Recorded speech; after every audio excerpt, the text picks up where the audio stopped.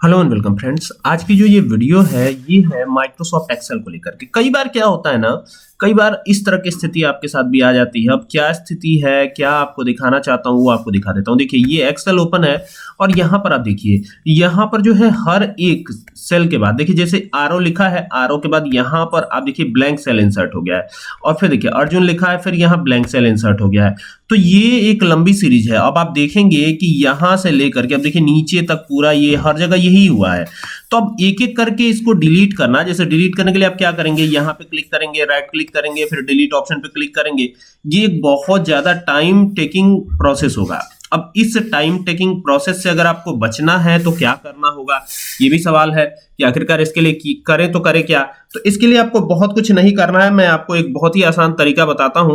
आपको क्या करना है, अभी ये पूरा डेटा करना है सेलेक्ट, ठीक है। तो ये पूरा डेटा सेलेक्ट कर लीजिएगा, केवल पूरा डेटा ही सेलेक्ट कीजिएगा आप, ठीक है।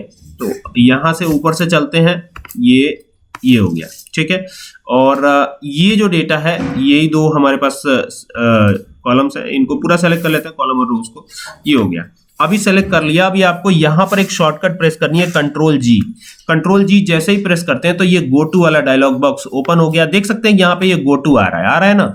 अभी क्या करना है, अभी यहां पर आपको कहीं भी क्लिक ना करते हुए स्पेशल पे जाना है। ये नीचे आपको स्पेशल दिखाई दे रहा होगा, दिखाई दे रहा है, बस इसी पे क्लिक कर दीजिए। जैसे ही क्लिक करते हैं तो अब देखिए ये कुछ ऐसे आ गया है। अब इसमें बहुत सारे ऑप्शन आपको नजर आ रहे हैं, नोट्स है, कंट्रेंट्स है, फॉर्मूलाज है और भी तमाम ऑप्शन है। लेकिन हमें क्या करना है, हमें केवल ब्लैंक जो सेल है उनको सेलेक्ट करना है। तो ब्लैंक पे टिक कर दीजिए। अब ब्लैंक पे टिक करके आपको क्या करना है, यहाँ से ओके करना है।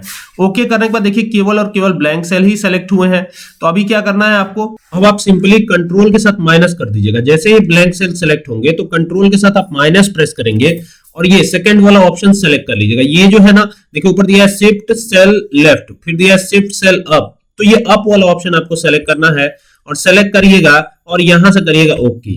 ओके जैसे ही करेंगे ये सब डिलीट हो जाएगा। अब सब ऑटोमेटिक एडजस्ट भी हो जाएगा। लेकिन एक और आप देख सकते हैं यहाँ पे ये ऑटोमेटिक एडजस्ट हो गया है। ये देखिए ये पूरा डेटा ही ऑटोमेटिक एडजस्ट हो गया है। बाकी नीचे जो नेम है वो आप इंसर्ट करा लीजिएगा, क्योंकि इतने ही नेम इंसर्ट ही कराए थे हमने।